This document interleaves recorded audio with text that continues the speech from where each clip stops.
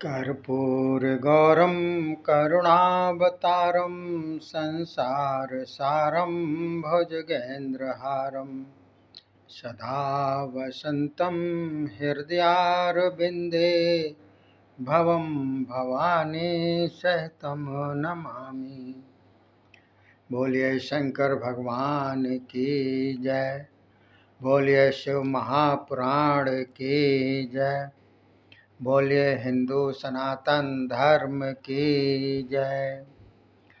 देखिए साथियों, शिव महापुराण का ये 15वां अध्याय चल रहा है, 6वें का, जिसमें देव दानव युद्ध के बारे में बतलाया गया है। तो सनत कुमार जी बोले, हे व्यास जी, इसके बाद दैत्यों के राजा जलंधर ने इंद्र आदि देवताओं के लोकों पर शुंभ निशुंभ आदि दैत्यों को नियुक्त किया। फिर देवताओं को ढूंढने के लिए भी अपने मुख्य मुख्य दैत्य लगा दिए। हिमालय, मेरु, सुमेरु आदि पर्वतों पर शुंभ निशुंभ आदि श्रेष्ठ दैत्य दान देवताओं की खोज के लिए भेज दिए। इधर देवताओं को मालूम हो गया कि हमारी खोज हो रही है। दैत्यों को भी आते हुए देख लिया। तब तो भयभीत होकर वहाँ से भागकर ब्रह्मलोक में पहुँच गए। वहाँ से ब्रह्मा जी को साथ लेकर वैकुंठ लोक में गए। वहाँ विष्णु जी को प्रणाम करके स्तुति करते हुए बोले, हे रमाकांत, हम आपको नमस्कार करते हैं। हे कृपा सागर, इस जलंधर दैत्य ने हमें स्वर्ग से निकाल दिया है। सूर्य, चंद्रमा, अग्नि, धर्मराज, वरुण, मारुत आदि तथा पाताल से नागराज को भी निकाल कर सबको बाहर कर दिया है। ये सब के सब पृथ्वी पर साधारण मनुष्यों की तरह घूम रहे हैं। हे नाथ, हमारी रक्षा करो। जलंधर के वध का उपाय सोचो। हम आपकी शरण में आए हैं, आप हमारी रक्षा करो। सनत कुमार जी बोले, इस प्रकार उन दुखित देवताओं की पुकार सुनकर विष्णु जी देवताओं को समझाने लगे। बोले, हे देवताओं, तुम डरो नहीं। मैं अभी चलकर जलंधर को अपना बल दिखाता हूँ। श्री सनत कुमार जी बोले। इतना कहकर भगवान विष्णु झटपट अपने गरुड़ पर सवार हो गए। तब श्री लक्ष्मी जी ने देखा कि मेरे प्राण प्रिय भगवान देवताओं के साथ जलंधर से युद्ध करने जा रहे हैं। तब वह हाथ जोड़कर बोली, हे नाथ, आपको भक्त प्यारे लगते हैं। यह देवता लोग जैसे कि आपके प्रिय भक्त हैं, उसी प्रकार मैं भी भक्त हूँ। मैं आपकी प्राण प्रिया अर्धांगिनी हूँ। मेरी भी प्रार्थना सुनिए। हे नाथ, जलंधर मेरा प्यारा भाई है। हे स्वामिन, युद्ध करके उसे क्यों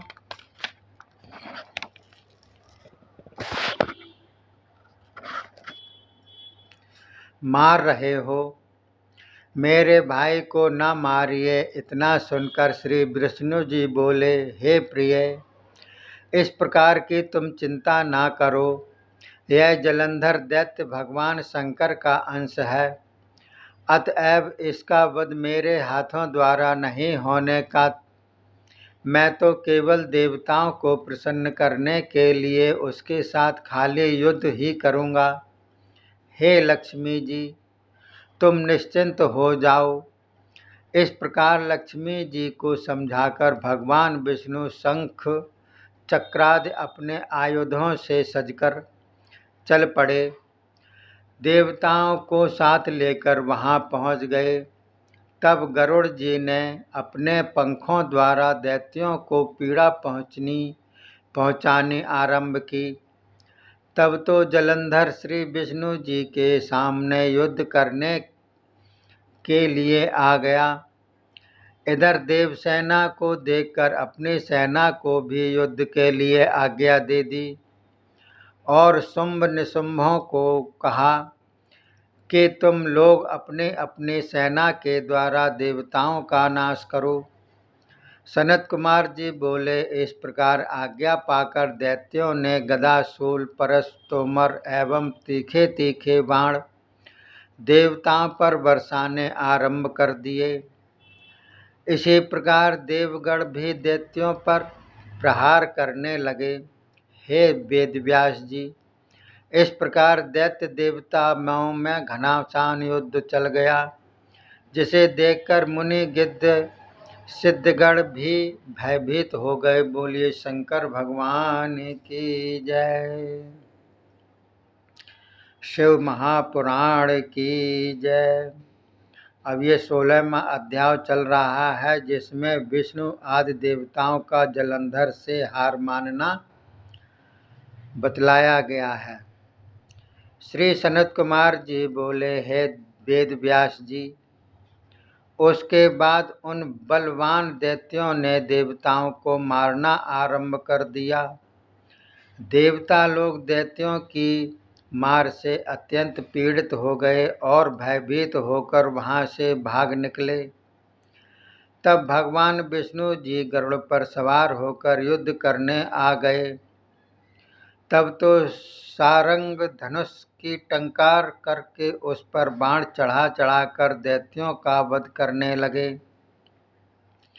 यह देखकर दैत्यराज जलंधर विष्णु जी के सामने आया और बड़े जोर से सिंहनाद करके भयंकर शब्द से समुद्र, पर्वत, पृथ्वी, आकाश आदि सारे जगत को कंपायमान कर दिया। हे व्यास जी, तब तो जलंधर तथा विष्णु जी का घोर संग्राम छिड़ गया।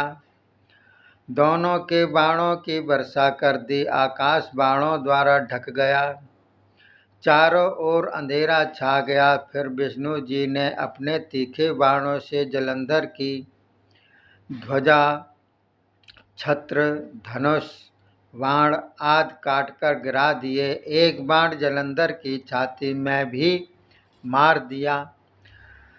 तब तो जलंधर ने भी गदा हाथ में ले ली और अत्यंत शीघ्रता से गरुड़ के सिर पर मार दी।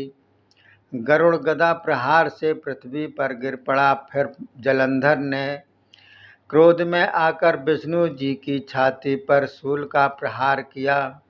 भगवान विष्णु जी ने उस शूल को तिनके के समान काट कर गिरा दिया। फिर अपना बाण दैत्य पर फेंका। दैत्य ने भी उसे काट कर गिरा दिया। तब भगवान विष्णु अपना सारंग धनुष लेकर गर्जना करने लगे। इधर दैत्य ने अपने बाण द्वारा विष्णु की सारंग धनुष को काट दिया और बाणों की वर्षा कर दी।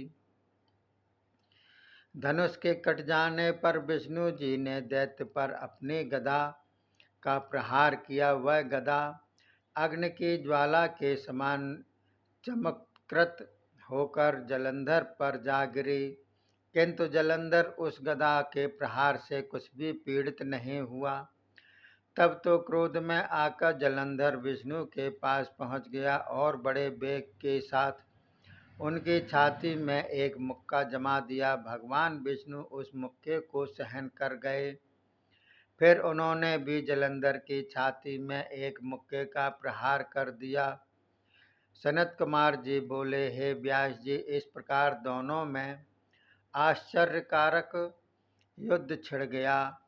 श्री विष्णु जी जलंधर के बल पराक्रम को देखकर अपने हृदय में युद्ध की ग्लानि करते हुए बोले, हे दैत्येंद्र जलंधर, मैंने इन अपने दिव्य शस्त्रों के द्वारा बड़े बड़े पराक्रमी काट कर गिरा दिए हैं, किंतु तुम पर तो मेरे किसी शस्त्र का प्रभाव ही नहीं हुआ। बड़े आश्चर्य की बात है। हे दानवराज, मैं तुम्हारे इस युद्ध से अति प्रसन्न हूँ। तुम मनचाहा मुझसे वर मांग लो। तब जलंधर कहने लगा, हे भगवान, यदि आप प्रसन्न हैं तो अपने गणों और मेरी बहन के साथ कृपा करके मेरे घर में निवास करें। सनत कुमार जी बोले, हे व्यास जी, जलंधर के इस प्रकार के वचन सुनकर उदास होकर श्री विष्णु भगवान ने तथास्तु कह दिया। उसके बाद संपूर्ण देवता तथा लक्ष्मी जी के साथ जलंधर के नगर में आकर निवास करने लगे। इधर जलंधर ने सारे देवताओं के लोकों पर एवं उनके खजाने आदि पर अपना अधिकार जमा लिया। उनके स्थानों पर अपने दैत्य नियुक्त कर दिए। पाताल से नागराज को हटाकर उसके स्थान पर निशुंभ नामक दानव को नियुक्त कर दिया। हे व्यास जी,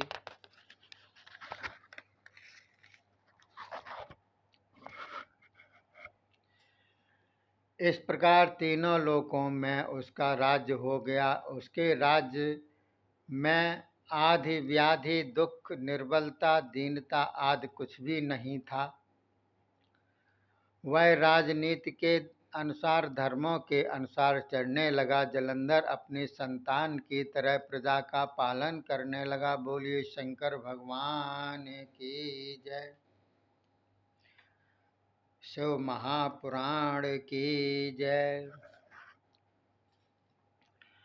ये 17वां अध्याय चल रहा है, जिसमें जलंधर के प्रति नारद जी का पार्वती के रूप का वर्णन किया गया है। श्री सनत कुमार जी बोले, उसके बाद सारे देवता दुखी होकर भगवान शंकर जी का स्मरण करने लगे एवं उनकी स्तुतियां की। तब भगवान शंकर की प्रेरणा से देव मुनि नारद जी जलंधर के नगर में पहुँचे। उन्हें आया हुआ देखकर सब देवताओं ने प्रणाम किया और उन्हें उत्तम आसन पर बिठाया। फिर कहने लगे, हे मुनिराज, इस जलंधर दैत्य ने हम सबको जीतकर हमारे लोकों पर इसने अपना आधिपत्य जमा लिया है। युद्ध में तो भगवान विष्णु को भी अपने वश में कर लिया है। तभी तो श्री लक्ष्मी जी के साथ श्री विष्णु भगवान यहाँ निवास कर रहे हैं। हम लोगों को भी विष्णु जी ने इसी दैत्य के नगर में निवास दे रखा है। हे मुनीश्वर, अब आप ही इस दैत्य के विनाश का कोई प्रयत्न करो, हम आपकी शरण में हैं। श्री सनत कुमार जी बोले, हे व्यास जी, तब देवताओं के दीन वचन सुनकर दयामय नारद जी उन्हें धैर्य देते हुए बोले, हे देवताओं, घबराओ नहीं, मैं अपनी शक्ति के अनुसार अवश्य ही प्रयत्न करूंगा। श्री सनत कुमार जी बोले। इस प्रकार कहकर मुनिवर नारद जी सीधे जलंधर की सभा में पहुँचे। उन्हें आया हुआ जानकर जलंधर उठ खड़ा हुआ, उन्हें आसन देकर तथा योग्य पूजन सत्कार किया। उसके बाद जलंधर बोला, हे महामुनि नारद जी, मेरे धन्य भाग हैं, आपके दर्शन हुए। आप इस समय कहाँ से आ रहे हैं? मेरा राज्य प्रबंध तो ठीक है, कहीं अनिति तो नहीं हो रही? इतना सुनकर श्री नारद जी कहने लगे, हे दानव नरेश, तुम धन्य हो, तुम्हारा राज्य प्रबंध बहुत उत्तम है।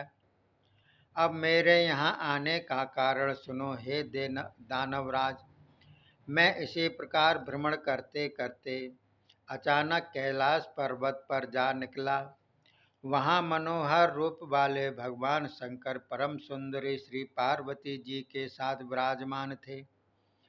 कैलाश पर्वत की शोभा निराली थी। 40,000 कोस लंबा एवं इतना चौड़ा वह पर्वत है। वहाँ सैकड़ों कामधेनु विचरण कर रही हैं। चारों ओर कल्प वृक्ष लगे हुए हैं। अनेकों वहाँ स्वर्ण की खानें हैं। इस प्रकार के पर्वत की शोभा तो वर्णन ही नहीं हो सकती। उसकी शोभा देखकर तो मैं आश्चर्य में पड़ गया। मैंने विचार किया, इस प्रकार की शोभा रिद्धि सिद्धियाँ अन्यत्र कहीं भी दिखाई नहीं देती हैं। हे दानवराज, उस समय मुझे तुम्हारी संपत्ति का ध्यान हो आया।